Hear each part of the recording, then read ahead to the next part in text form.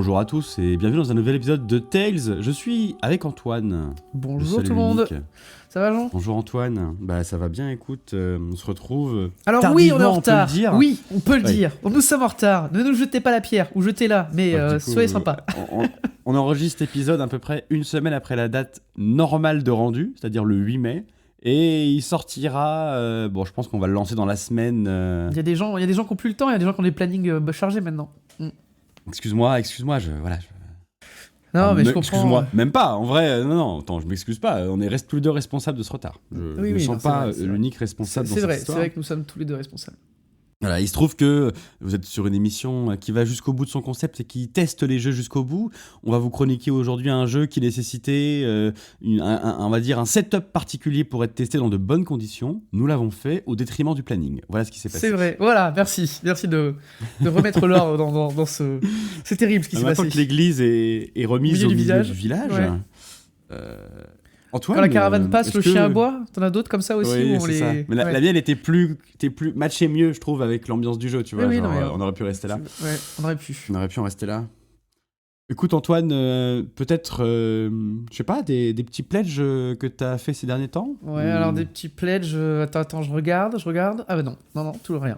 Il n'y a rien d'intéressant à ce moment. Enfin, pas pour mes goûts. Probablement la news du mois, en tout cas pour Antoine, c'est que le milieu du jeu de rôle est vide de sorties intéressantes, en tout cas. Bah non, la plainte principale. En fait, c'est juste que en ce moment, je suis plus sur un mode je veux continuer mes gammes que j'ai déjà. Je n'ai pas envie de racheter des nouvelles gammes, etc. parce que j'ai déjà pas mal de trucs à faire jouer avant d'avoir fini l'intégralité. Et. Elite. Non, mais ça, on en reparlera. un jour, Jean. Je sais. Vous notez, hein, saison 2, presque épisode final, on en reparlera. On prend un rendez-vous pour la saison 14. Un jour, ça arrive. Oui, saison 14, effectivement. Après 10 ans de réflexion, il fait la meilleure partie de jeu de rôle de tous les temps. Non, en fait, il y a un... Tu veux dire que la meilleure partie de jeu de rôle de tous les temps ne sera pas sur du Cthulhu ? Si, parce que tu sais bien que dans la Elite, il y a un setup Cthulhu. Ah, il y a tout dans la Elite, j'ai oublié. Il y a tout. C'est ça qui est formidable. Tu peux prendre n'importe quoi, tu peux piocher, il y a... en fait, j'attends moi, les suites de gamme, donc... Rêve de Dragon... mais bon, de toute façon, ça, on en parle après dans les attentes. Moi, j'ai des attentes qui ne font que s'allonger, mais qui ne sont jamais répondues. C'est triste. Rêve de Dragon, mais c'est pas ceux qui te font le plus attendre. Non, mais on sait tout le monde. Tout le monde sait qui. Attends, on y vient. Ah. Donc, t'as rien pledgé ? Non. Il n'y a aucun jeu de rôle qui a attiré ton attention. J'ai pledgé des jeux de société dont on avait parlé la dernière fois, la Stone Saga. Mais j'ai rien pledgé de particulier sinon. Et toi ? Bah moi, du coup, j'ai pas pledgé grand-chose non plus. J'ai juste été sur le nouveau setup de DCC. J'aime bien DCC, et là, ils viennent de clore leur nouvelle campagne, avec notamment Péril sur la planète pourpre. Donc j'ai participé à ça. Ça arrive en octobre. Et... Rappelle-moi, c'est quand la dernière fois que tu as joué à DCC ? Bah, c'est en octobre 2023, je crois. Ouais, octobre 2023, c'est marrant, c'est dans le futur. Je comprends pas. Je pense que ça sera avec ce setup-là qu'on testera DCC. D'accord, ok. Voilà, mais sinon, j'ai rien pris d'autre, et comme toi, je pense que j'ai pas mal d'attentes. Ah, les attentes. Bon, alors qu'est-ce que t'attends, Jean ? Eh bah écoute, j'attends des choses qui soit n'ont pas encore été annoncées en français, soit vont bientôt arriver. J'attends la suite de gamme de Tales, puisqu'on le sait tous les deux, j'aime beaucoup ça. Et Free League a annoncé un nouveau supplément en anglais. Ouais, donc, mais ça va arriver, je pense. Arcane va le sortir, non ? Bah pour l'instant, il n'y a aucune annonce de ce côté-là. Ouais. Et bon, écoute, Arcane avait déjà suffisamment de choses à faire. J'avais vu une interview où il disait que s'il y avait des choses qui sortaient, il les traduirait. Oui, il l'a pas vraiment dit comme ça, mais bon, il a laissé entendre que la gamme allait mourir. Et 3 jours après, Free League annonce un nouveau truc. Yes. Peut-être qu'il y a encore un problème de communication entre les... Mais après, bon, ils travaillent pas forcément ensemble. Donc, problème de communication dans le jeu de rôle ? Non, je ne sais pas où tu vas chercher ça. Arrête ! Ça suffit. J'attends Blade Runner, évidemment. Ça, c'est le truc, je crois, que j'attends le plus, je pense. Blade Runner de Free League, là, je me suis retenu de l'acheter en anglais parce que je me suis dit que forcément il sortira en français et ne me décevez pas. Mais non, mais ça va sortir, s'il vous plaît. Ça va sortir. Même si je doute qu'on y jouera un jour parce qu'on joue déjà à trop de choses. Ouais. Le sel. Et j'attends beaucoup le setup de la Moria sur l'anneau unique. C'est marrant ça. Tu l'attends ce setup de la Moria sur l'anneau unique ? C'est Arcane, oui. La Moria ? Alors franchement, j'aurais vraiment aimé. Ouais. J'aurais aimé. Mais malheureusement, non. Et on va en parler comme je sais qui le traduit. J'ai peur de ne jamais le voir. Mais je garde espoir. Eh oui. Ce genre d'homme. Et toi, Antoine, qu'attends-tu? Alors, les choses Sortez que le j'attends, mouchoir. qui m'ont hypé, là, qui ont été annoncées, il y a Meute. Ils vont refaire un financement participatif pour faire l'extension avec, je crois, une campagne ou des scénarios. Et en plus de ça, ils vont réimprimer le livre de base. Je l'ai loupé, je l'avais vu en boutique, je l'avais pas pris tout de suite. Et quand j'y suis retourné, il l'avait plus. Et c'est vraiment un jeu qui me hype, je trouve l'ambiance sympa, ça a l'air vraiment sympa, donc ça, je le prendrai.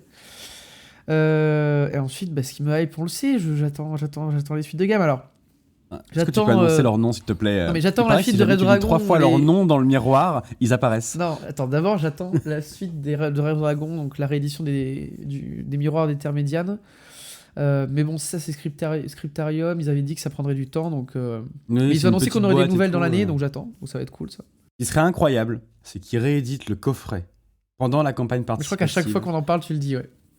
Et là, peut-être que pour la collectionnite, tu vois, avoir un petit coffret Rêve de Dragon rangé dans une armoire pour dans 30 ans, quand tu feras jouer tes petits-enfants, ressortir ce truc-là et faire « Alors les enfants, quand j'étais jeune, j'avais un groupe de jeux de rôle et on jouait à ça et je vais vous faire découvrir une partie de ce média fantastique et prendre le gros coffret magnifique. Ouais. » Ça peut-être que... Ça peut être sympa, ouais. Ça peut être sympa, ouais. Et sinon, c'est la suite de la meilleure gamme, quoi. Mais malheureusement, desséché. Peut-être qu'ils n'ont pas le meilleur éditeur, du coup. Non, mais on vanne, les pauvres. Probablement que, voilà, il y a des soucis. Mais c'est vrai que Toulouse, on l'attend. Alors, apparemment, là, durant l'été... Toulouse, on l'attend. Tu veux essayer de l'invoquer, peut-être ça va peut-être marcher. Farce Macabre devrait arriver. Et peut-être le Serpent de Tête en fin de l'année. Mais c'est vrai que... Voilà, 2 sorties et demie sur une année entière, c'est pas beaucoup. C'est drôle parce qu'il y a pas très longtemps, je suis allé en boutique, j'en ai discuté avec... il y avait le boutiquier qui était là et un mec qui cherchait la suite de sa gamme de jeux de rôle et qui allait pas trop sur Internet et qui a demandé quand est-ce que sortiraient du coup les extensions pour Cthulhu. Et le vendeur lui a dit écoutez, je sais pas trop, rien n'a été annoncé, j'étais à côté et du coup d'une façon tout à fait honnête j'ai dit j'ai vu sur Philibert que Farce Macabre était annoncé à la précommande pour mai-juin, donc est-ce que ça veut pas dire que ça va sortir bientôt? Et là le vendeur a dit vous savez, avec Cthulhu, quand je l'ai pas dans mon arrière-boutique, je considère que c'est pas sorti. Ouais. Et là, Antoine, j'ai pensé à toi. Ouais, c'est terrible. Non, mais on espère qu'il y aura de la com, des trucs pour nous dire, parce que c'est vrai que c'est chiant. Moi, j'aimerais bien voir la suite. Je commence à... j'ai dû aller taper dans des vieux scénarios pour proposer des choses. J'ai vraiment plus beaucoup de matériel. Terrible, il a dû aller taper dans les 1500 pages de la V6 qui existent déjà avec des scénarios incroyables pour proposer des choses. Non, mais tu vois ce que je veux dire, quoi. Tu vois la gamme, tu vois les annonces, Rollis TV qui sort des annonces, Chaosium sort 3 bouquins de Cthulhu qui ont l'air incroyables toutes les semaines, et toi t'es là et tu te dis mais c'est marrant, ce bouquin qui est sorti il y a 3 ans il est toujours pas en France, quoi. Et puis tu vois les Espagnols qui ont des bouquins toutes les semaines aussi, et t'es là mais pourquoi? Et il y a une sortie qu'on attend et qui va arriver, qui est incroyable, qui est exceptionnelle, qui va tout révolutionner, en tout cas pour moi. C'est évidemment, et ça n'a aucun rapport, la sortie du nouveau Zelda dans une semaine. Il faut le dire, Antoine. C'est important. Le podcast sera mort, on vous le dit, voilà, bonne chance. Ouais, t'inquiète pas, on se retrouve de l'autre côté du chemin. Ouais, c'est ça. Alors, juste avant de se lancer, je voulais juste, on ne l'a pas fait, on aurait pu le faire, revenir sur le succès de ton concept, avec notamment le dernier épisode d'Alien, qui a quand même fait l'air d'avoir plutôt plu aux gens. Donc merci pour... je sais pas ce qui s'est passé, merci pour les écoutes. Mais, oui, voilà, c'est ça. Voilà. Merci d'avoir cliqué par erreur sur notre lien, c'est sympa. Voilà, ça nous a fait très plaisir que ça vous plaise, donc c'est vrai qu'il y a eu une augmentation des écoutes assez conséquente sur les 3-4 derniers épisodes là. Donc on est très content que tout ça vous plaise, et pour l'instant il n'y a pas encore de nouveaux formats comme ça enregistrés. Merci à tous ceux qui ont partagé, ça fait plaisir. Voilà, ça reviendra. C'est vrai. On va en enregistrer un bientôt, donc c'est vrai que ça devrait revenir assez vite. On parle de quoi aujourd'hui finalement ? Eh ben, on parle d'un jeu un peu particulier, on va en parler, qui s'appelle Macadabre, qui est un jeu français. Oui, Macadabre, un jeu français. On viendra un petit peu en détail en parlant du jeu après. Peut-être tu veux qu'on commence par raconter une petite anecdote, quelque chose qui nous est arrivé quand on a joué à ce jeu. Oui, alors si tu veux, je commence et je te laisse reprendre quand tu veux. Si tu veux. Donc, vous étiez un groupe de 3 docteurs, 3 médecins de peste, en train de vous balader dans la province de Sainte-Voile, quand vous avez aperçu une église au bord de la route qui avait l'air endommagée. L'un d'entre vous, qui était quand même plutôt pieux, a remarqué que les symboles du dieu Solaria étaient profanés devant l'église. Ça vous a interpellé, vous avez décidé de rentrer. Vous n'avez pas vu grand-chose dans l'église, sur au rez-de-chaussée, juste que la plupart de l'endroit était complètement ravagé, sauvagé, tout était retourné et profané. Et vous avez trouvé l'entrée de la crypte, où vous avez commencé à descendre, et alors que vous descendiez dans les escaliers, vous avez commencé à entendre des Vous avez bruits vu la bonne idée? On a vu une crypte dans une église abandonnée, et on s'est dit, et si on descendait dans la crypte? avec des espèces de bruits un peu, comment dire, de chair, de succion qui s'en venaient provenir de l'intérieur de la crypte. Des bruits bien dérangeants. Vous êtes descendu tranquillement et vous vous êtes retrouvé face à une immense chose de la taille d'une baleine dans cette crypte et une espèce de gros mollusque mou qui semblait se reproduire avec quelqu'un, on va dire. Ouais, enfin, disons que un cadavre est tombé et qu'il s'était passé des choses, quoi. C'était un peu gore. Disons qu'il lui manquait une partie de son anatomie. Ouais. Moi, dans cette scène, ce qui m'a marqué, c'est le monstre, ni le côté gore, ni le cadavre. C'est le moment où on descendait les escaliers dans la crypte et on était un peu séparés. Et donc, moi j'étais au milieu, le premier médecin de peste descend, s'arrête, comme s'il était un peu stupéfait de ce qu'il voyait dans la cave, dans la crypte, s'avance et disparaît. Et là, tu te retournes et tu nous dis, qu'est-ce que vous faites? Et tu nous dis, pendant que vous vous retournez, vous voyez qu'il y a des gens qui sont en train de se rassembler en haut de l'escalier, qui commencent à descendre avec des espèces de masques et des habits de cultistes. Et on était là, merci pour nos nombreuses options. Du coup, on va descendre. Et à chaque fois, tu disais, et celui qui est devant, tu vois un truc et tu t'avances dans la crypte. L'autre, tu le vois avancer. Je lui murmurais à l'oreille ce qu'il voyait. Ouais, tu lui parles et il ne te répond pas. Qu'est-ce que tu fais? Et donc ça, c'était pas mal, c'était assez sympa. Et voilà, ensuite, c'est vrai qu'il y a eu toute la scène, mais ce côté... On a survécu, ce qui est, je pense, Oui, t'es allé très loin. pas si mal. Mais c'était une scène qui décrit bien l'ambiance, effectivement. On y reviendra en détail, mais voilà, je pense que... Le côté bien glauque, quoi. Donc, à partir de maintenant, on va mettre un warning avec Antoine. On va parler d'un jeu qui est un jeu, une histoire, en fait, une campagne qui n'est pas un jeu seul avec une histoire en plus. Et tout ce qu'on va dire à partir de maintenant peut être considéré comme du spoil potentiel. Et donc, on ne peut pas parler de ce jeu sans parler de son histoire, sans spoiler ce jeu. Donc, si jamais vous désirez être joueur sur ce jeu, on vous déconseille de continuer d'écouter. Oui, alors en sachant qu'on va pas spoiler, on va rien spoiler d'important sur le jeu, c'est juste que le jeu enfin, ça peut être sympa d'arriver complètement nu, de pas savoir de quoi ça parle, de rien savoir et d'y arriver. Mais c'est pas, voilà, le warning, on va pas vous spoiler les secrets, etc. Vous inquiétez pas. Hein. Il y a des choses qui pourraient être dites, on sait jamais, et on se dégage de toute responsabilité. Si jamais on dérive ou quoi que ce soit, vous avez été prévenu. Il vaut mieux jouer à ce jeu sans avoir entendu parler. Si vous décidez de continuer, enfin, vous êtes responsable. On est d'accord. On va rien dire de forcément incroyable, mais il se pourrait qu'on dise des choses. Donc, c'est un jeu qui est français. Donc, oui, tout à fait. Alors, on peut donner son nom en entier. Vas-y. Il s'appelle Macadabre, la brigade de la Malmort. Ouais. Donc, bon, la Malmort, c'était le nom de la peste, hein, c'est ça Exactement. Ouais. C'est le nom de la maladie qui touche la province de Sainte-Voile. Exactement. Donc, c'est un jeu qui est sorti, c'est édition Frankenstein, je crois. Exactement. C'est un jeu qui est sorti sous plusieurs formats. Alors, c'est un jeu un peu particulier, c'est un jeu d'un seul auteur, un jeu, on va dire, indépendant, avec je fais des petits lapins avec les doigts, fait par une seule personne. Et donc, du coup, qui a un schéma de distribution qui est à part. On va pas parler de l'éditeur, mais on va plutôt parler de l'auteur, parce qu'il n'y a pas vraiment d'éditeur comme on parlerait d'Arkham ou de Edge dans cette histoire-là. Mais c'est effectivement un jeu qui est sorti, c'est Mr. Frankenstein en 2017. 2017, le 26 mars 2017, c'est de la création française. L'auteur, c'est Anthony Combrexel. Ça, dit Ino. Ouais. Et en fait, c'est un jeu qui est édité sur Lulu. Donc, c'est-à-dire que vous pouvez comment Lulu. Non, Lulu, je crois. Lulu. Non. Tu as raison. Et en gros, c'est-à-dire que vous pouvez commander, c'est imprimé sur demande.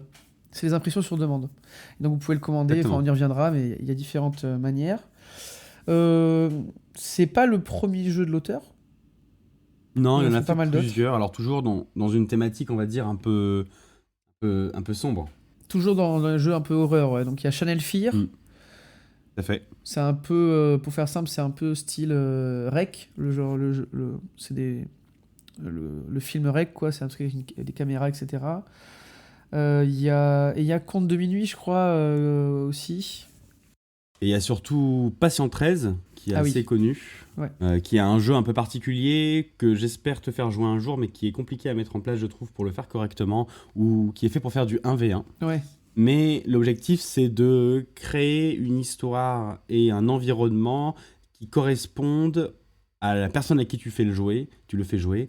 Et donc, il faut jouer avec les limites de l'autre en face, Ouais. qui est compliqué. Mais en tout cas, voilà, il aime bien les jeux comme ça, et Macadabre s'inscrit dans ce style-là, avec des jeux qui, là, sur une thématique bien particulière, est là pour tester très clairement, et on va en reparler, parce que des fois, il va un peu trop loin, dans certains sens, tester les limites des joueurs, Ouais. en les mettant un petit peu à l'épreuve, on va le dire, de tous les moyens qu'il a trouvés. Ouais, c'est ça. Donc en fait, si on reprend un peu le jeu dans son univers, il y a pas mal de ressemblances avec d'autres médiums. Enfin, il y a pas mal de, comment on dit, d'inspirations qui sont assez Oui. évidentes. La première inspiration, ça va être un jeu vidéo qui s'appelle Bloodborne, où vraiment, tout de suite, même dès qu'on avait parlé du jeu, tu m'avais montré, j'étais là, ah bah ça ressemble vachement à Bloodborne dans le style qui est présenté. Et le jeu est le premier à dire ça, hein, dans les inspirations citées par le jeu, lui-même se dit être inspiré de Bloodborne. Ouais. Il y a un autre jeu, je crois, tu m'as dit, c'est Darkest Dungeon, où je vois complètement aussi Ouais. la ressemblance, effectivement. Il y a des médecins de la peste, d'ailleurs, dans Darkest Dungeon, donc c'est à peu près ça. Oui, et puis en plus, il y a ce côté exploration de plus en plus loin avec des pièces ou des environnements, et tu t'enfonces dans quelque chose qui devient de plus en plus barjot. Et dans Darkest Dungeon, tu as aussi ce côté, t'as une aristocratie qui est devenue folle, Ouais, c'est ça, avec avec les. Je sais plus là. comment ils s'appellent dans Darkest Dungeon, les Ouais. suceurs de sang, là, ils sont tous des. Non, bref, il y a vraiment un truc où finalement, quand tu regardes bien, il y a c'est même plus qu'une inspiration directe, il y a vraiment une histoire qui est très proche. Ouais. Moi, ça m'avait fait penser à un film un peu dans je veux dire, le style aussi, c'était le fameux Pacte des loups, là. Le côté Gévaudan, moi, j'avais trouvé, c'est-à-dire cette province qui a un mal un peu inconnu, et on t'y envoie en tant qu'émissaire pour essayer de régler le problème. Je trouve que c'était un peu dans ce délire-là. Il y a une référence qui était notée dans le jeu, que je trouve très pertinente. De toute façon, ils disent qu'ils se sont inspirés. C'est Berserk, le manga. Mm. Je trouve que la Ouais. mythologie du jeu est très en accord avec celle de Berserk dans le côté grandiose et en même temps très inhumain, très gore, avec des concepts qui sont vraiment qui paraissent horribles pour quelqu'un de normal, quoi. Donc, le jeu, il cite plein d'inspirations, d'autres, hein, dont on va pas Ouais. toutes parler. Et notamment, il y en a une, il dit quand même qu'il est un dérivé, un hack d'un autre jeu de rôle qui s'appelle Chevalerie et Sodomie, qui était lui-même une parodie de Ravenloft de D&D. Ouais. Alors moi, j'ai pas joué à Chevalerie et Sodomie, donc je sais Moi pas non à plus. quoi ça C'est un ressemble. vieux jeu, ça n'a pas été mais du coup, réédité. Mais de toute façon, c'est le même style à peu près, d'après ce que j'ai lu. Et puis ça fait penser à tout ce qui est Marquis de Sade. Et là, vraiment, je trouve que vraiment, effectivement, c'est complètement le thème. Voilà, si vous vouliez un exemple littéraire connu, tout ce qui est Marquis de Sade, c'est quoi les 120 jours de. Attends, 120 jours de Sodome ou un truc comme ça? ma connaissance littéraire sur ça Ah, mais j'ai est plus le assez titre exact pauvre. en tête, mais c'est exactement ça. On est dans le truc. Mais globalement, dans tout ce qu'on vient de vous dire, ce que vous aurez compris, c'est que c'est un jeu fait par des adultes, pour des adultes, qui va aborder des thématiques Adulte. rudes, gore. La scène d'introduction, là, Antoine l'a volontairement coupé, shifté dans ce qu'on vous a raconté, parce qu'en fait, il y avait des choses très graphiques, visuelles et gore qui arrivaient juste après qu'il descendait dans la crypte.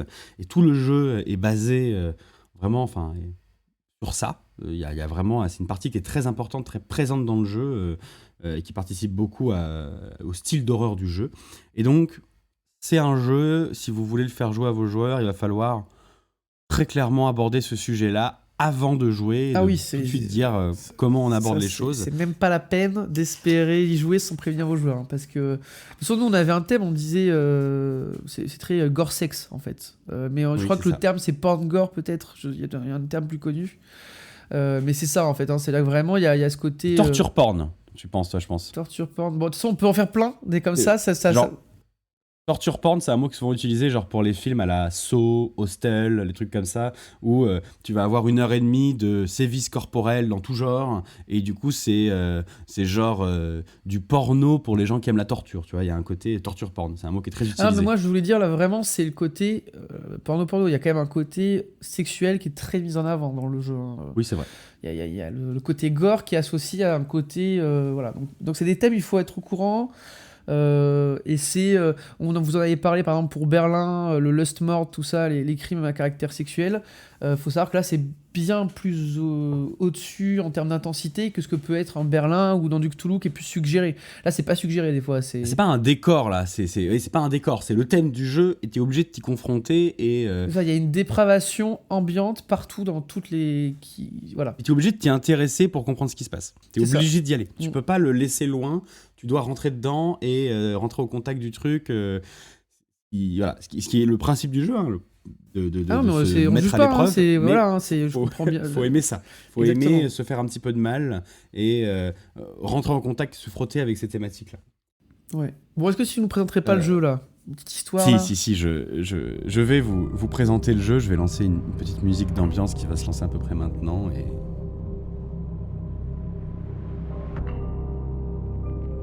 En l'an 1366, en plein obscurantisme moyenâgeux, la province de Sainte-Voile est ravagée par une étrange pestilence, transformant sa population en créatures dégénérées, déviantes et bestiales.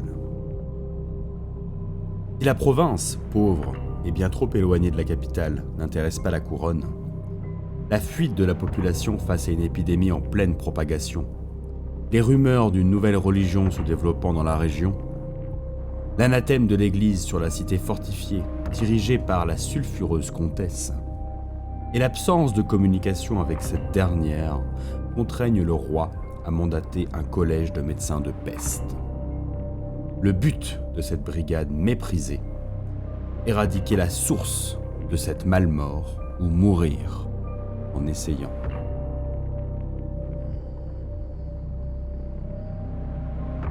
Le jeu s'ouvre sur une phrase très simple. J'ai une bonne et une mauvaise nouvelle pour vous. La bonne, c'est que vous n'êtes pas mort. La mauvaise, c'est que vous n'êtes pas mort. Ce que vous avez vécu est effrayant. Ce qui vous attend est encore pire.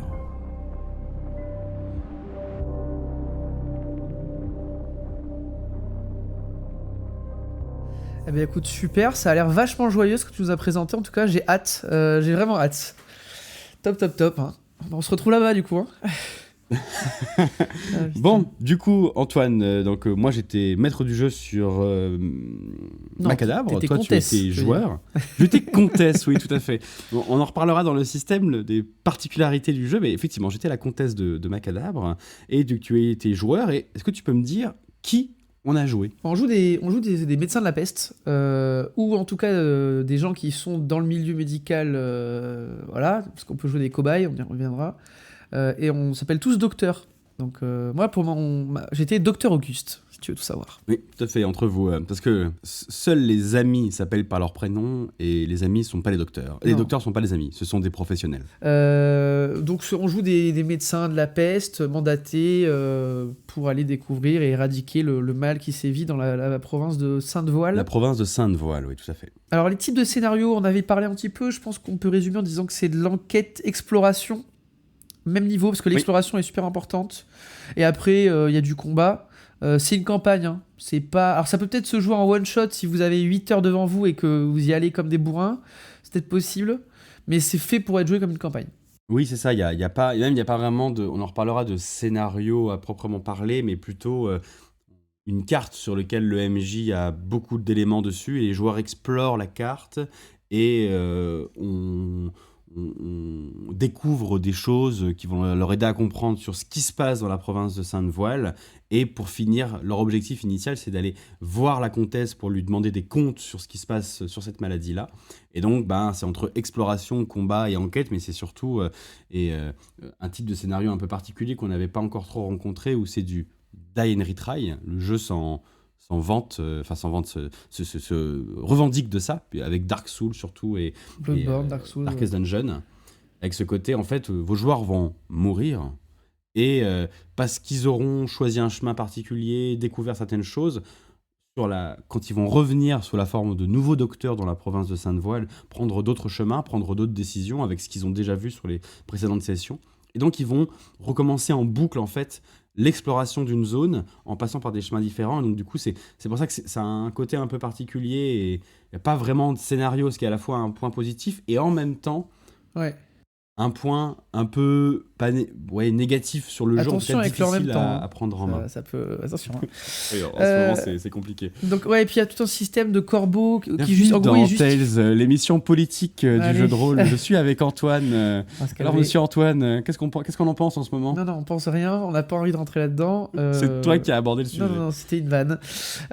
Du coup, il y a un système. Le Die and Retry, il est justifié par un système de corbeaux, c'est-à-dire que vos médecins sont accompagnés par un corbeau, et quand vous mourrez, Ça s'appelle un hurlevent. le hurlevent s'envole et va donner les informations qui ont été récupérées au collège des médecins de la peste, qui renverra des médecins qui, eux, seront au courant de ce qui s'est passé la dernière fois, etc. Exactement. Donc, du coup, comme ça, vous pouvez recommencer en boucle. Le système de jeu, on joue avec quoi? Alors déjà, c'est un système de jeu qui est propre. C'est-à-dire que c'est le système pour le jeu. Oui, c'est ça. Et un peu Alors, juste du coup, on va commencer par le système de résolution, on va dire. Ouais, Avant de parler classique, de quoi. tout ce qui entoure le système, qui est un Ouais. peu particulier. Alors, le système de jeu est relativement simple. Votre personnage a 3 caractéristiques. Une caractéristique d'esprit qui sert comme caractéristique de compétence, en fait, de seuil de réussite. Une caractéristique de corps qui est vos points de vie. Et une caractéristique de santé mentale qui s'appelle l'âme. Elles sont toutes cotées entre 0 et 6, et vous jouez avec des D6. Et quand vous faites un test, il faut juste faire votre valeur d'attribut ou moins pour réussir. Donc si vous avez 4 en esprit et que je vous demande de faire un test, vous jetez un D6 et vous faire 4 ou moins. Voilà, Le système, c'est pas plus que ça pour la base. exactement. Donc c'est un système simple, peut-être un peu simple. On y reviendra, mais putain, pourquoi nous on dit ça, vraiment mais c'est vrai que ça peut être presque un peu simpliste sur certains points. Il y a beaucoup d'autres additions au système. Oui, voilà, c'est ça. Donc, quand vous avez... dès que c'est des actions un peu plus compliquées, ils appellent ça actions complexes dans le jeu. En gros, le docteur va devoir faire plusieurs actions, un peu à la manière des difficultés étendues dans Tales, Ouais. où le MJ vous dit c'est un seuil de réussite Oui, à dans temps, Dune. et les joueurs font plein d'actions, ou dans Dune, exactement. Dans Dune, il y a ce système. un peu le même genre. Ouais. Oui, c'est ça. Où en fait, les joueurs vont faire plein d'actions pour réussir. Donc ça peut être un combat, une action, je sais pas, grimper une tour très haute, enfin ce que vous voulez qui vous semble plus difficile que de réussir avec un seul test. À ce moment-là, les joueurs doivent cumuler 3 réussites.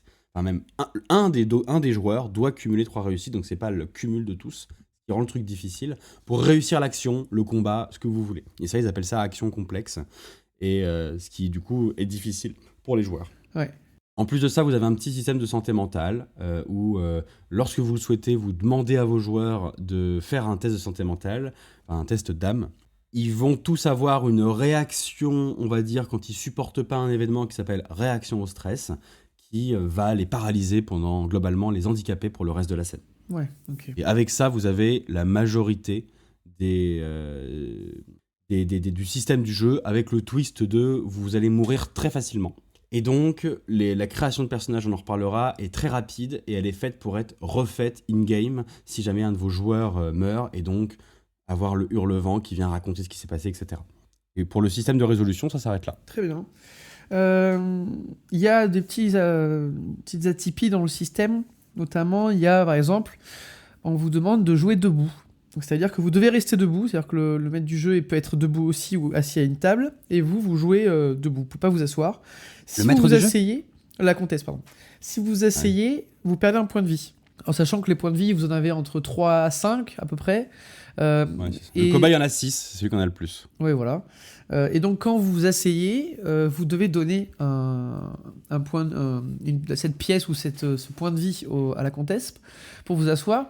Et si vous vous relevez pour quelque raison, pour vous rasseoir, il faudra redonner encore un point de vie. Sachant que ça coûte cher. Hein. Alors ça, c'est pas vraiment dit comme ça dans le jeu, mais ça, c'est moi qui l'ai adapté pour vous permettre de vous asseoir et de rester assis si vous le souhaitez, de plus jamais vous relever. En sachant que si vous vouliez aller aux toilettes, vous vous releviez. Enfin, j'avais trouvé que le jeu précise pas aussi loin la chose. Il dit juste si les joueurs ne restent pas debout, s'adossent à un mur, en tout cas cèdent à ne pas rester debout, met un genou à terre ou des choses comme ça, il perd un point de vie. Il dit pas plus de choses que ça. Ouais. Et c'est moi qui ai adapté après pour que ça fonctionne. Et ensuite, il y avait aussi ce système de points de vie qui est physique, qu'on prend avec nous. Donc là, on avait des pièces, etc. C'était pas mal. Ça, je trouve ça cool, le système point de vie. Donc voilà, après, est-ce qu'il y avait d'autres petites choses En gros, comme il vous demande de le tenir à la main, il part du principe que si jamais vous faites tomber vos points de vie, en fait, dans la narration, votre personnage subit des dégâts. Et donc les joueurs doivent porter leurs points de vie dans les mains. Moi, je vous avais donné des petites bourses pour éviter d'avoir à les porter, même si jamais je pense que dans l'esprit du jeu, le jeu vous dit clairement qu'il faut qu'ils les aient dans la paume de leurs mains et que du coup, vous comprenez le fait de rester debout, de porter à la main ses points de vie, c'est dans l'objectif de handicaper le joueur pour qu'il soit mal à l'aise pendant toute la partie. Ouais. Et le jeu est centré sur le fait que tout doit être malaisant. Ils peuvent pas s'appeler par leur prénom, ils doivent appeler le MJ la comtesse, et dès qu'ils font une erreur, ils sont punis. Et le jeu insiste sur la punition que tu imposes aux joueurs, et tout ça, c'est là pour ça. On en reparlera. Et voilà, ensuite pour la création de personnages. Donc... Alors, juste dans le système, le jeu te donne des maps, qui sont du coup les maps du jeu, qui sont des hexagones. Oui. Et qui sont une partie importante du jeu où en fait tu peux pas jouer sans. C'est pas possible. Non, c'est pas obligé possible de jouer avec. Donc vous pouvez. Je vous conseille de les imprimer en grand et le jeu vous demande de les imprimer, de les donner aux joueurs. Et donc vous avez globalement 3 grands lieux qui sont la région, la ville et le château de la comtesse. Et sur chaque hexagone, vous allez avoir une description pour le MJ, enfin la comtesse, succincte des choses qui se trouvent dans cette région, zone ou pièce que vos joueurs peuvent rencontrer. Et c'est quand même un jeu qui est énormément basé sur l'improvisation du MJ et des joueurs, où pour une zone, un village ou ce que vous voulez, vous allez juste avoir... des paysans sont réunis sur une place et commencent à brûler les corps de cadavres de malades. Et des fois, il vous met des petites questions ouvertes pour vous aider à imaginer la suite. De quoi sont-ils morts étaient-ils vraiment infectés de la peste? Il vous met des phrases comme ça. Et vous devez du coup réagir à ça parce que vous n'êtes pas censé, MJ, préparer ce qui s'est passé. Vous êtes censé être dans l'improvisation. Et donc, vous présentez rapidement la situation aux joueurs, vous commencez à broder, et vos joueurs vont réagir, et vous êtes censé, du coup, être dans le ping-pong verbal avec eux, réagir et improviser avec eux, et vos joueurs doivent partir là-dessus. Donc, le jeu est basé vraiment, quand il parlait de Darkest Dungeon, sur de l'exploration et de la proaction vis-à-vis des joueurs qui partent un peu dans tous les sens. Donc, le système est un peu particulier là-dessus, et je pense que dans les retours et les avis du jeu, on va en reparler, sur le côté très... tu vois, quand on parlait d'Alien et que tu disais il a un jeu de plateau, j'avais envie de te jeter un truc à la gueule parce que j'étais pas du tout d'accord avec ça et je le suis toujours pas. Mais sur ce jeu-là... C'est malheureux de pas être d'accord sur une vérité comme ça, mais c'est... Voilà, vous verrez avec quoi on travaille ici, c'est un petit peu compliqué. Non, mais voilà, moi j'avais dit, voilà, je maintiens, il y a une composante de jeu de plateau dans Alien, mais Alien c'est un jeu de rôle. On y reviendra, de toute façon, tout ça on y reviendra après, tu spoil trop là. Non, je spoil pas du tout, j'explique le système. Et donc du coup, voilà, c'est une partie intégrante du système, il y a une vraie partie très importante dans la gestion de l'avancée sur la carte. Et du choix de destination, extrêmement importante. Du coup, on parlait de la création de perso. Ouais, la création de perso, bon, c'est une création qui se fait par des archétypes assez classiques. Donc vous avez le professeur, l'expert, le médecin indépendant, vous avez le cobaye, enfin il y en a plusieurs comme ça, qui ont chacun des caractéristiques un peu pré-tirées avec, c'est des classes pour être simple. Et c'est une création de personnage qui se fait de manière uniquement aléatoire. C'est-à-dire qu'on va vous dire, voilà, vous lancez un D6, et vous prenez ça, et vous prenez ça, et vous prenez ça, et voici votre personnage. Ça dure 3 minutes. Le jeu a une façon assez drôle de le justifier. Ils disent la vie est injuste et les règles de ce jeu le sont tout autant. On ne choisit pas son personnage et on laisse le hasard décider. Et comme les joueurs ont souvent tendance à toujours jouer le même archétype de personnage, forcer le choix permet de rafraîchir les habitudes et accentue le malaise. Vous voyez, encore l'objectif de mettre le joueur mal à l'aise à chaque fois. Ouais, en fait, ça, on en reparlera plus en détail, mais il y a ce côté. Je pense que dans la tête, quand il a créé le jeu, c'était on va faire ça, comme ça ils seront pas attachés, et comme ça le die and retry sera plus simple et plus justifié. Ça a d'autres torts, donc on en parlera, mais. On en reparlera. Tu ouais. spoil là, disons. Non, je spoile pas là, je dis juste qu'on en reparlera. À qui ça s'adresse du coup? Alors non, juste, tu peux peut-être chose que tu voulais dire aller un peu plus loin dans la création de perso. Juste, du coup, c'est une création uniquement assistée par dés. Donc, il y a plusieurs caractéristiques. Juste, du coup, vous allez tirer au hasard le profil de votre personnage avec ses capacités spéciales, avec les 6 types de personnages différents, une spécialisation avec vos personnages. Et pour vous aider quand même à lui donner un peu de couleur, il vous demande de tirer les aspirations de votre perso, genre ses grandes ambitions dans la vie, son style de façon d'être ou ses défauts. Et ils vont aussi vous demander de tirer sa réaction au stress. Et donc du coup, on en parlera, c'est lorsque vous échouez à un test de santé mentale. Ouais. Et ça dure moins de 5 minutes. C'est ça, mais ça dure. Si tu le fais vraiment by the book, ça dure 3 minutes. Hein. Si tu lances les dés, tac, tac, tac, c'est des tableaux, vous prenez ce qui est marqué et ça vous fait le personnage à la fin. Même le nom est généré aléatoirement, tout est généré aléatoirement. Et ça vous donne. C'est un peu comme si vous étiez devant un jeu vidéo et que vous appeliez sur. Vous cliquez sur aléatoire dans la génération du personnage de Dark Souls. Bah, c'est exactement ça. Voilà. Votre personnage il est fait. Oui, c'est ça, ouais. Et vous lancez direct. Je pense que. Il n'y a pas grand chose de plus à dire sur les règles. Il y a d'autres points, etc. Mais ça servira à rien qu'on vous fasse une liste de tout, parce que de toute façon, voilà, là vous avez compris à peu près comment on joue et de quoi il en retourne. Maintenant, c'est plutôt à qui ça s'adresse. Et là, c'est une question plus complexe. Je t'en prie, ouais, c'est là, on va prendre un petit peu de temps. Alors pour les joueurs, tu fais la partie joueur et ouais, public, et je fais la partie comtesse. Ouais. Alors pour les joueurs, ça s'adresse à des adultes. Voilà, moi je veux pas entendre non mais les enfants on peut non là c'est pour des adultes hein, non là c'est pas possible de toute façon le jeu est très très clair. Non mais il y a toujours des gens qui vont même... t'expliquer qu'on peut tout adapter, ça c'est pas fait pour les enfants, c'est tout, voilà. Le jeu c'est marqué en gros sur la 4ème de couverture, sombre horrifique pour adultes consentants appréciant l'outrance et le sang, c'est marqué sur la... Oui non mais je sais plus, il y a pas longtemps j'ai vu un post d'un mec qui voulait faire jouer je sais pas quel jeu à ses enfants, il disait non mais ils sont très matures pour leur âge, non mais là il y a pas de maturité, un enfant ne joue pas à ce jeu, voilà, c'est adulte. Par contre il y a un super jeu pour enfants qu'on va bientôt faire un jour peut-être. Ah oui. Vous pourrez faire jouer à vos enfants, évidemment. Exactement. Ça, on le fera, vous inquiétez pas. C'est pour des joueurs qui Antoine fera un formidable golem de compost. qui sont expérimentés, pas forcément expérimentés rôlistes. Alors, c'est pour les rôlistes expérimentés pour pas jouer justement, mais c'est pas que. Pour moi, ça peut être aussi des joueurs qui aiment bien les jeux de plateau ou qui jouent à des jeux vidéo et qui ont envie d'un. Voilà. C'est pas forcément tourné vers le côté rôliste vraiment expérimenté. Voilà. C'est plus. Il faut avoir quand même il faut aimer ce genre de jeu, aimer passer du temps à jouer à des jeux de société, etc. pour pouvoir apprécier. Est-ce que tu peux développer le pourquoi tu penses ça? Parce que là, donc tu tournes un peu. Mais, en fait, pourquoi est-ce que c'est. Parce que en fait, pour moi, ce jeu, c'est pas un jeu de rôle.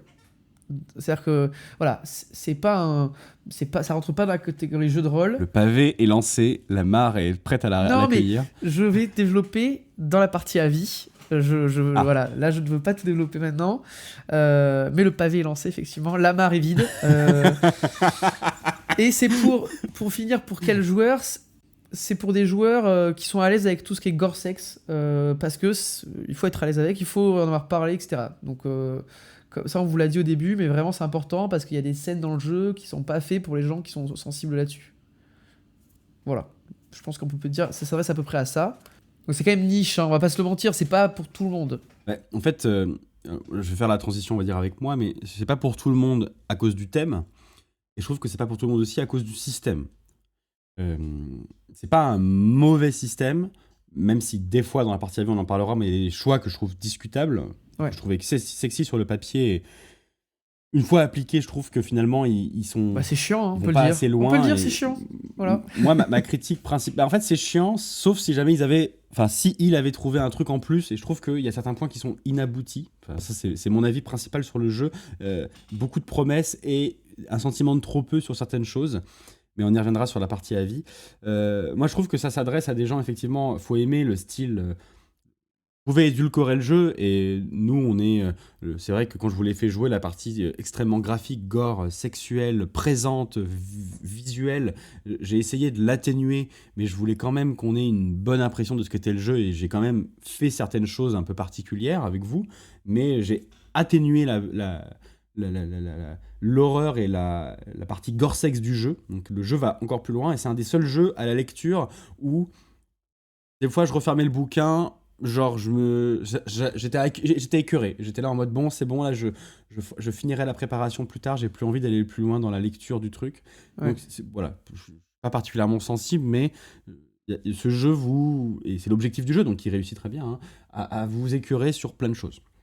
Donc, sur la partie, je trouve que c'est effectivement pas pour tout le monde. Je suis d'accord avec toi, Antoine. Et ce qui est la difficulté pour un MJ, c'est de savoir si jamais ton groupe est prêt à jouer à ça. Donc, ça peut être difficile parce que l'objectif, c'est l'outrance et écœurer ses joueurs. Et donc, faut que tes joueurs ils acceptent ça et que tu les connais suffisamment bien pour partir là-dedans. Et moi, je vous avais prévenu en parlant à chacun d'entre vous sur ce qu'on allait faire et quels étaient les thèmes généraux du jeu. Donc ça, c'est encore une fois important à faire. Il ne faut pas ne pas le faire. Et après, sur la partie système, je trouve que c'est difficile à gérer parce qu'en fait, ça demande au MJ. Si moi je l'avais fait selon ma façon de faire, en fait, j'aurais pas du tout respecté le jeu. J'aurais préparé chaque hexagone avec des PNJ, des choses comme ça, pour avoir moins à improviser. Et le jeu vous demande énormément d'improviser avec très peu de lignes. Le lore est super intéressant. Je veux pas trop le développer pour éviter de vous spoiler, mais le lore est plutôt cool. Mais il est plutôt cool sur 3 pages. Et le reste, c'est vas-y MJ, débrouille-toi, fais comme tu as envie. Et donc, si jamais, on a déjà parlé plusieurs fois dans cette émission, vous n'êtes pas un grand écrivain et vous espérez que des gens plus talentueux qui sont payés pour le faire le fassent, et ben avec ce jeu-là, vous êtes un peu mis en défaut parce qu'il faut donner de sa personne, il faut combler les trous. Vous avez juste les grandes lignes, vous avez un grand synopsis, mais il vous manque beaucoup de choses dedans. Et donc ça c'est dur parce que le MJ doit énormément donner de lui-même, et en plus de ça il faut que les joueurs fassent la même chose pour qu'il y ait un rebondissement et que ça se passe. Ouais, pour qu'il y ait du répondant, hein. C'est pour ça. Hein. C'est vraiment une capacité d'adaptation et d'improvisation très importante des deux côtés.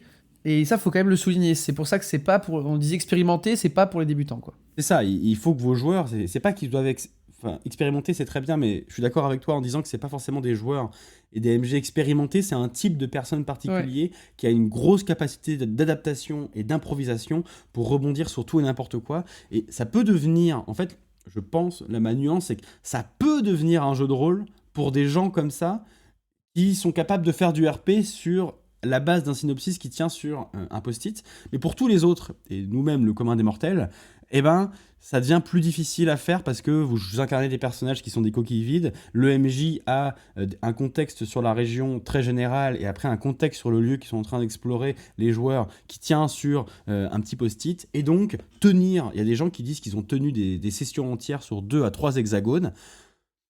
Eh ben, je pense que tout le monde n'est pas capable de faire ça, non pas que ce soit une histoire de niveau, hein, c'est juste une histoire de personnalité et de façon de jouer.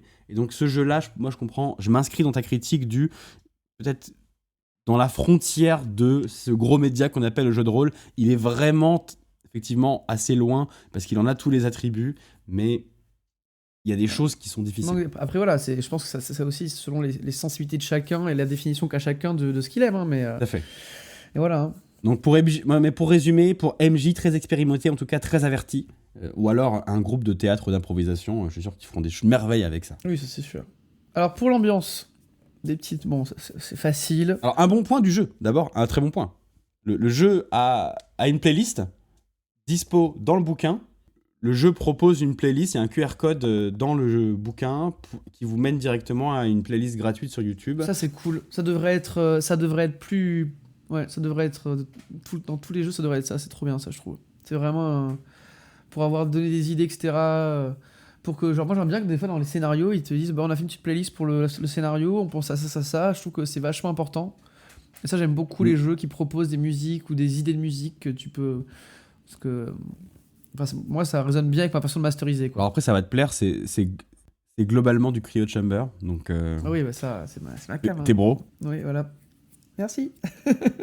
Et sinon, globalement, moi, ce que j'ai utilisé, parce que du coup, j'ai pas utilisé cette playlist-là, j'ai utilisé quelque chose qui s'en rapprochait plutôt, qui, en gros, était une playlist sur Spotify qui s'appelait Dark Medieval Fantasy, qui marchait bien avec beaucoup de sonorités, de choses chantées type église, avec des sons de cloche, des choses comme ça. Et dès que les choses devenaient plus tendues, j'ai utilisé la BO de Bloodborne. Ouais. Et ça marchait très bien. Donc, c'est ça, Dark Souls, Bloodborne, comme tu as dit, bon, je pense que vous aurez Peut-être que tu as des conseils supplémentaires en tant que MJ de Cthulhu. Oui, voilà, multitude de choses à trouver pour pouvoir mettre l'ambiance au niveau de la table, enfin de la pièce. Bon, pour la vie, on a un petit peu déjà dit pas mal de choses. Moi, je vais synthétiser un peu. Mon avis, c'est que le jeu, il est cool. C'est-à-dire que je trouve que le background est cool, l'idée est top, l'univers est ultra cohérent, il y a des super bonnes idées dans le jeu. Moi, j'adore ce côté. Vous êtes envoyé. J'adore le côté où tu dis à tes joueurs, voilà, vous êtes des médecins de la peste. Vous êtes envoyés dans une région parce qu'il y a une maladie qui sévit. On ne sait pas ce que c'est. Vous savez juste que la régente de la région, la comtesse, ne répond à aucune lettre, aucun appel. Et vous savez que c'est le chaos. Et les gens fuient la région, mais vous ne savez pas ce qui s'y passe. Et vous y arrivez. Voilà. Et ça, je trouve ça top. Le setting est top. Et ça donne vraiment envie de jouer. Et t'as envie vraiment, quand t'écoutes ça, tu te dis putain, mais j'ai envie de jouer à un jeu comme ça. Pour moi, cependant, pour moi, c'est pas un jeu de rôle. Alors, je vais expliquer pourquoi je dis ça. Parce que il manque des choses pour que je considère que ce soit un vrai jeu de rôle auquel on peut jouer avec des gens autour d'une table. Pour moi, c'est plus le croisement autour d'une entre quoi Il n'y a pas de table. Ah oui, je sais, pardon. Pour moi, c'est plus un mix entre un livre dont vous êtes le héros et du GN. En fait, c'est-à-dire que c'est un livre dont vous êtes le héros, mais les gens qui jouent au livre dont vous êtes le héros, ils se sont habillés, ils sont ils sont levés dans une pièce, quoi. Mais il n'y a pas ce côté. En fait, vu que les personnages sont des coquilles vides et qu'il n'y a aucun attachement aux personnages et que il y a ce côté très je déplace mon pion sur la carte et quand j'arrive dans cette zone il se passe ça et quand j'arrive il se passe ça et en fait je meurs, ok, je recommence avec un nouveau personnage. Et quand on a joué, on n'avait pas cette sensation d'avoir un personnage qu'on incarnait, d'avoir une histoire à défendre, d'avoir des actions à faire. On avait un but. Et ça ressemblait un peu à un jeu vidéo, en fait. C'est-à-dire, voilà, vous êtes lâché là, qu'est-ce que vous faites? On faisait un circuit, on crevait. Ok, vous recommencez maintenant. Ah, on va faire un autre circuit, du coup. Tac, tac, tac. Ah, vous crevez et tu recommences. Donc, pour moi, c'est un mix entre un livre dont vous êtes le héros, des éléments de GN et du jeu vidéo. Mais c'est pas suffisant pour que j'appelle ça un jeu de rôle. Parce que pour moi, l'incarnation de personnages, c'est important d'avoir des personnages bien pensés, et je kifferais avoir un settings comme ça, mais avec pas ce système de die and retry, ou en tout cas pas comme ça, ou avec des personnages plus consistants. Ça, pour moi, c'est le défaut du jeu. Après, ça, c'est sur ma sensibilité perso. Je veux dire, c'est pas vraiment. Il y a des gens qui trouveront pas ça un défaut. Mais sinon, le jeu est top. Je trouve qu'il y a des super bonnes idées. C'est un matériel super pour faire quelque chose, pour faire du jeu de rôle. Mais c'est pas un jeu de rôle tel quel. Voilà, ça, c'est mon avis en tant que joueur. Je suis globalement d'accord avec toi, même si jamais j'aurais pas utilisé ces mots-là, mais je suis d'accord pour dire que le côté. Le fait d'incarner des personnages qui sont en fait pas vraiment des personnages, qui sont assez peu définis, qui sont interchangeables, qui peuvent mourir rapidement, t'incarnes plutôt une version de toi. Il y a un truc assez marquant, c'est qu'au tout début de la session, vous avez décidé de beaucoup. Tu avais trouvé des trucs de costumes pour te mettre dedans, un peu comme on aurait fait avec un personnage classique, Ouais. avec essayer de lui trouver une personnalité, avec le peu de choses que te donnait le jeu. Tu avais essayé de trouver quelque chose, de jouer un cliché en fait, mais en tout cas de faire ça. Et petit à petit, en fait, cette incarnation, comme on le ferait, ce que nous on aime bien, en fait, on est quand même un groupe qui joue beaucoup à des jeux plutôt narratif, avec une partie RP et création de personnages avec un background développé et incarner une vraie personne, dans le sens une personne définie, on joue beaucoup à des jeux comme ça en fait, et ben ce jeu-là te retire tout ça parce que tu joues juste un avatar de toi. Donc je trouve que le fait de dire c'est un espèce de mix entre un jeu vidéo, un jeu de plateau et un livre dont vous êtes le héros, c'est assez vrai, parce que c'est vrai qu'on fait des choix, vous allez faire beaucoup de choses, mais cette partie incarnation en fait, elle est possible que si jamais tu acceptes de dire je joue en fait un moi un peu différent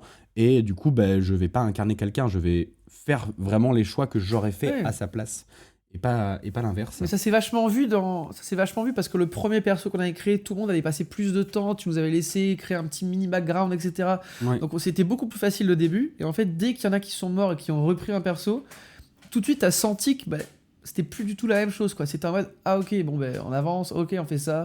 Mais il y avait Oui, moins c'est ce ça. côté, voilà. Tout à fait, donc du coup je suis assez d'accord avec ça. C'est un style particulier, c'est peut-être pas notre cas, mais moi l'un des principaux reproches, je pense que ce jeu aurait pu être différent s'il était plus développé. Moi je trouve que même si jamais c'est bien je vois le concept de se reposer sur l'improvisation dans ce style-là et laisser plus de liberté aux joueurs, c'est très sympathique. Mais en fait, je trouve que le lore est plutôt cool, c'est assez intéressant. Donc, on a fait exprès de pas trop l'aborder pour éviter que des gens se fassent trop spoiler. Mais vraiment, il y a des très bonnes idées. Il y a vraiment des super idées. Ah, et Mais en fait, l'ambiance est top. elles Moi, sont, j'adore ce genre de elles, truc, hein. C'est vraiment génial. elles sont trop peu développées. Donc, du coup, franchement, quand t'es un MJ qui a pas forcément des grosses capacités d'écriture, et t'es vite limité parce que pour faire vivre ce truc-là, parce que t'as des super idées, mais tu voudrais qu'on t'aide un petit peu plus à le développer, et ce côté un peu inabouti sur le développement du lore, on le ressent dans le système aussi. Il y a une des joueuses qui a eu une très bonne réflexion, donc il y a le fait de rester debout. Vous l'avez tous presque lâché, et il y a une des joueuses qui l'a tenu beaucoup plus longtemps. Pourquoi est-ce qu'elle l'a tenu plus longtemps ? Parce qu'elle s'est dit, c'est pas là par hasard, et peut-être, si jamais je le tiens assez longtemps, il y aura une mécanique derrière sur le fait de rester debout qui va me permettre de faire des trucs, il y aura un twist, il y aura quelque chose. Et souffrir aura du sens. Alors le jeu, en fait, en gros, fait souffrir ses joueurs jusqu'au bout et ne récompense pas les gens qui tiennent le coup. Ouais. Le jeu vous le décrit en permanence. Le but, c'est de faire souffrir vos joueurs, c'est de les mettre mal à l'aise, c'est de les mettre dans l'ambiance de ces médecins qui rentrent dans un monde de plus en plus fou. Et plus ils avancent, plus c'est dépravé et barjot, et plus c'est mortel, et plus ça va être difficile. Et toutes les mécaniques sont faites pour vous mettre mal à l'aise, et à aucun moment ils vous récompensent. Et c'est vrai que dans le cadre d'un jeu, si jamais t'es pas avec des gens qui vont rentrer à mort dans cette ambiance, souffrons ensemble et avançons ensemble dans le malaise, ce qui convient pas à tout le monde, et le jeu te récompense pas. Et c'est vrai que c'est un peu particulier, peut-être même dommage que cette mécanique de rester debout, si jamais ton joueur le tient, parce qu'en fait, quand tu regardes sur Internet, les avis, etc., la majorité des gens n'ont pas tenu cette règle-là. Nous, on l'a tenu assez longtemps, et ils le font même pas. Des fois, ils adaptent différemment. Vous l'avez tenu assez longtemps, et vous avez vraiment... Et pendant la première heure et demie, ça a bien marché. Mais c'est vrai que quand il y a une absence de sens derrière ce truc-là, pour les joueurs, en fait, dans la thématique du jeu, ça se comprend. Donc sur le papier, ça marche. Mais en réalité, les joueurs, à la fin, s'ils sont pas dans ce mood-là, ils sont juste saoulés. Et si jamais t'as pas une petite carotte, ça marche plus. Ça marche dans l'esprit de la personne qui l'a écrit, mais en fait, en réalité, les gens qui jouent, ils veulent s'amuser. On joue pas pour se faire du mal. Ils veulent partager un moment ensemble. Et ce côté de je reste debout, et en fait, c'est juste chiant, quoi, à la fin. T'en as marre. Ça aurait marché, juste tu rajoutes un dilemme où quand quelqu'un commence vraiment, ou quand quelqu'un s'est déjà assis et que les autres sont en train de souffrir pour rester debout parce que ça fait 2 heures qu'ils jouent, ils en peuvent plus, et que tu fais le truc qui fait que s'ils sont restés debout, ça leur permet de faire quelque chose que celui qui s'est assis n'a plus. Là, tout de suite, tu twistes. Mais s'il y avait une mécanisation ou un truc où tu dis là il te propose la possibilité de t'asseoir, enfin il y avait un truc plus important, mais en fait cette règle qui est là pour juste mettre mal à l'aise les joueurs sur un point de vue physique, en fait ça a pas trop ça a du sens, mais en fait face à la réalité de la chose, au bout d'une demi-heure, 1 heure, ils vont en avoir marre les joueurs et ils vont s'asseoir.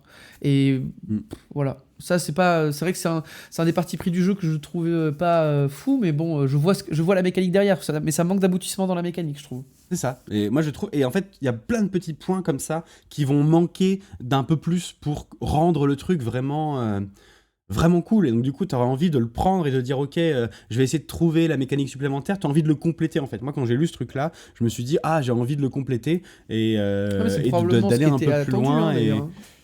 c'est probablement ce qui est attendu. Mais donc, du coup, ça attend de toi que tu sois Oui, en fait aussi bon que l'auteur. Ouais. Et malheureusement, Et bon, malheureusement, c'est- voilà. voilà. Alors, je vais vous spoiler. Vous n'aurez probablement, enfin, Tales va vous apporter beaucoup d'aide technique, mais probablement pas de nouvelles campagnes dans un monde imaginé par Tales. Le Tales Cinematic Universe ou le Tales JDR Universe, je Non. pense, malheureusement, n'existera pas. Nous n'avons pas ce talent. Nous avons peut-être un talent d'animateur, mais pas dans le sens pour faire jouer des parties, mais pas du tout un talent d'écrivain. En tout cas, je parle pour moi, Antoine, je veux pas t'insulter, hein, mais Non, t'inquiète pas, je ne me sens pas insulté. donc voilà. Et donc du coup, voilà, les jeux qui nous demandent d'être vraiment très bons pour écrire sont peut-être notre faiblesse. Donc voilà, peut-être que les gens qui vont nous dire, voilà, moi j'ai trouvé incroyable parce que j'ai pu faire beaucoup de choses. Tant mieux pour vous, et j'aimerais beaucoup assister à un jeu, à Macadabre masterisé par vous pour voir ce que vous êtes capable d'en faire. Mais voilà, mon avis se résume là-dessus. Moi, enfin, faudrait qu'il soit plus poussé et il serait goldé. Ouais, non, mais c'est. Voilà, moi, de toute façon, ce qu'on fait, enfin, ça reste une proposition très bonne, etc. Mais c'est juste là, on vous donne un avis parce que je trouve que c'est important, quand on l'achète, d'être éclairé sur ce qu'on achète.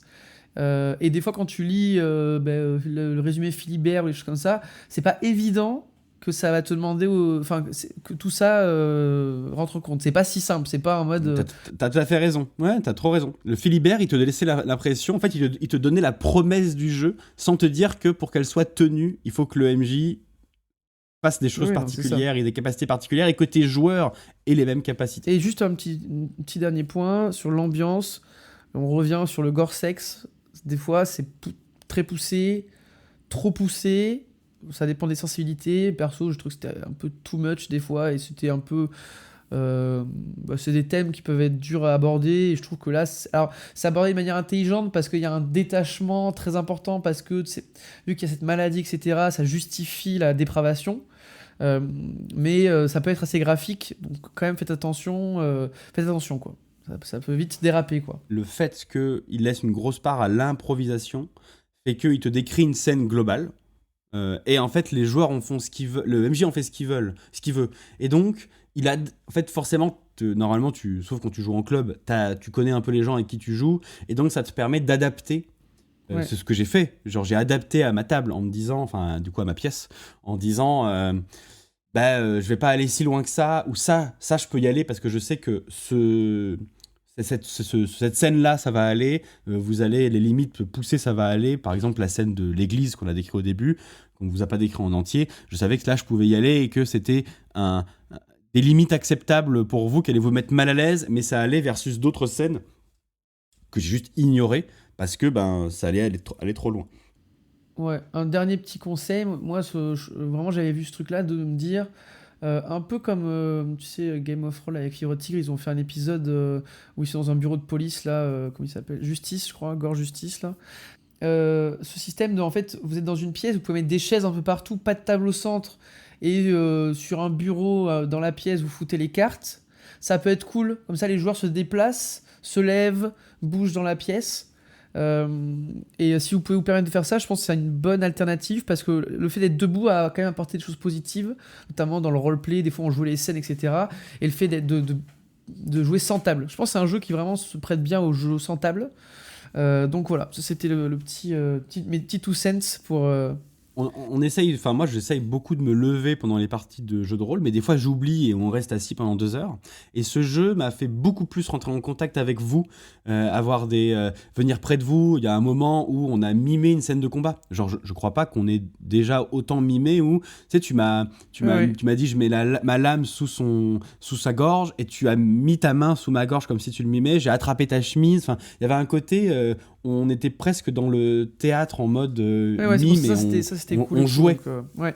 Donc c'est pour ça, je pense c'est vrai que ça m'a Ça va en tout cas changer ma manière de masteriser à partir de maintenant et beaucoup plus, même tester des sessions. Franchement, moi j'ai envie que ma prochaine session de Cthulhu, tu vois, pourquoi pas à un moment faire une scène où je me lève et je fais lever mes joueurs pour jouer avec eux debout. Ouais. Mais de façon épisodique, c'est genre de cette scène-là, on va la jouer. Ah ouais, tu te mets là, bah vas-y, mets-toi là pour voir. Et ce jeu m'aura amené ça. Ça, c'est vrai. Voilà, on a pas mal épilogué parce que vous vous dites, mais où est la gamme? Mais en fait, c'est parce que vous allez voir, la gamme, ça va durer 2 minutes, donc forcément. Non, mais on l'a pas épilogué. C'est un jeu qui nous a. En fait, c'était un jeu, tu l'as dit, qui est pas vraiment un jeu de rôle, qui est un peu entre les deux. Et en fait, il nous a. Il a l'avantage, le point positif, de nous avoir fait faire un truc très différent d'habitude et changer un peu, quoi. C'est un peu sorti de notre cadre de confort, on va dire. Mais c'est vrai, où est la gamme, Antoine? Où est la gamme? Alors, la gamme, elle se résume en un ouvrage. Il n'y a qu'un ouvrage, il n'y a pas de suite de gamme, c'est juste Macadabre. Il existe sous 3 formes différentes. Vous avez le PDF à 7 €. Vous avez le livre en couverture souple à 14 € et le livre en couverture dure à 22 €, plus frais de port. C'est commandable sur Lulu. Il vous faudra des D6, mais ça, vous pourrez en trouver un peu partout. Et il faut savoir qu'il existe, donc il y a un site internet de l'éditeur qui va vous donner gratuitement les cartes PDF à imprimer. Donc à imprimer chez un imprimeur avec du bon papier en grand format, faut compter dans les 4 à 6 € pour toutes les cartes. À peu près, il y en a 3, je crois, 3-4. Il y a des fiches les fiches perso. Il en existe des plus sympathiques que celles du livre, qui ont un aspect un peu manga. Tu avais trouvé dans un groupe Facebook des fiches qui avaient été un peu retravaillées. On vous mettra le lien comme d'hab en description pour trouver ces fiches, et on vous mettra aussi un lien parce qu'on avait fait un truc, c'est qu'il y a le serment de Solaria qui est le serment que font les médecins de peste avant de jouer, où on avait fait la petite scène d'intro. Non, il y a pas, oui, non, il y a pas de, dans le jeu ça n'existe pas, ça, c'est nous qui avons inventé ça. Oui, mais nous c'est bon, c'était marrant. Ah, oui. Non, mais c'est pour préciser qu'ils ne cherchent pas le serment de Solaria sur internet ou dans le livre, il n'existe pas. Jean avait créé un petit serment de Solaria repris du serment d'Hippocrate un peu twisté à l'ancienne, donc ne soyez pas choqués de ce qui a marqué dessus, c'est comme le vieux serment d'Hippocrate, il y a des choses qui ont été enlevées, ne vous inquiétez pas, mais là vu qu'on est à l'époque, on a remis un peu le truc classique, et on a fait une version un peu améliorée au design un peu sympa qu'on vous mettra, que vous pourrez imprimer, et on avait trouvé ça sympa de donner, juste avant la session de jeu, vous donnez ça à vos joueurs qui jurent en levant la main droite le serment avant de rentrer dans la campagne. Ça peut être un petit effet de style, et donc on vous filera ce serment. Oui, surtout qu'en plus dans ce serment il y a des choses qui renvoient directement aux thématiques du jeu, dans le serment du coup ancien qui renvoie directement aux thématiques du jeu, donc ça permet de vraiment bien faire rentrer les joueurs dedans et ça leur fait promettre un truc qu'ils vont devoir briser très très vite, donc ça fait vite très mal, ça fonctionne bien dans le malaise qu'impose le jeu. Oui, voilà, c'est pour ça. Et puis voilà, je pense heureusement depuis les choses ont changé. Les indispensables, Jean. Eh ben écoute, c'est le jeu, voilà. Écoute, c'est le jeu. Franchement, c'est incroyable. Le prix est super accessible parce que c'est un petit livre. Il fait combien de pages? Alors attends, je vais. Donc alors on en a pas beaucoup parlé, donc on va en parler juste maintenant. Donc le livre fait 137 pages avec des pages blanches derrière. Il est entièrement en noir et blanc. Il n'y a pas de couleur, mais pour ce type d'édition, on va dire, il y a quand même quelques illustrations, un gros effort sur la maquette. Moi, je suis très sensible à la maquette dans les jeux de rôle, à la manière dont c'est organisé. Et là, je trouve que c'est relativement efficace, même si c'est très simple. Il y a des petites illustrations, mais il y a aussi des petits dessins pour vous mettre dans l'ambiance, tout ça. Pour le prix, moi, j'ai trouvé que c'était très honnête. Oui, non, vraiment... Donc on vous conseille en tout cas de vous renseigner et de le prendre si ça vous intéresse, parce que c'est quand même un truc assez sympa. Qu'est-ce qu'on fait la prochaine fois? Moi, je sais ce qu'on fait la prochaine fois. Bah écoute, c'était indécis jusqu'à il n'y a pas si longtemps, mais du coup, il nous reste normalement 2 épisodes canoniques avant la fin de l'année, si je dis pas de bêtises. On est d'accord, hein, il nous en reste 2. Donc du coup, un que tu vas nous faire jouer bientôt et un qui conclura du coup la saison 2 de Tales, et tu viens de choisir celui que tu nous feras jouer le mois prochain. Exactement. Est-ce que tu veux l'annoncer ou est-ce que tu veux garder le secret? Écoute, je vais dire, voilà, vous êtes des créatures de l'ombre qui gouvernez le monde derrière ce fameux rideau que les humains ne voient pas, et vous dirigez le monde des humains dans une mascarade incroyable, mais ce n'est pas celle que vous croyez, non, car vous n'êtes pas des vampires, mais des petits chatons trop mignons, et on va jouer ça bientôt, voilà. Bon, voilà, donc du coup, il a décidé de vous annoncer le jeu, c'est très bien. Et donc, Comme ça, écoute, est-ce que tu veux rajouter quelque chose pour conclure ce podcast, cet épisode? Non, moi ça va, écoute, je pense que j'ai assez parlé. Est-ce qu'il y a des choses à rajouter? Non, je sais pas. Pas d'inspiration. Bon, écoute, sur ce, on va vous laisser. Bonne écoute, bon jeu si jamais vous choisissez de jouer à ça. À la prochaine, je pense que ça sera peut-être un épisode de mastering qui sortira dans 2 à 3 semaines. Un peu en voilà. Pas de promesse, Pas de promesse, c'est peut-être. C'est un peu dur la fin de l'année, on est désolé, c'est comme ça. Voilà, il faut Et l'enregistrer. nous ne reviendrons et que promis, plus fort. Cet été, on va anticiper cette Voilà, année-là. nous ne reviendrons que plus fort. Allez. Ciao. C'est ça. Allez, salut.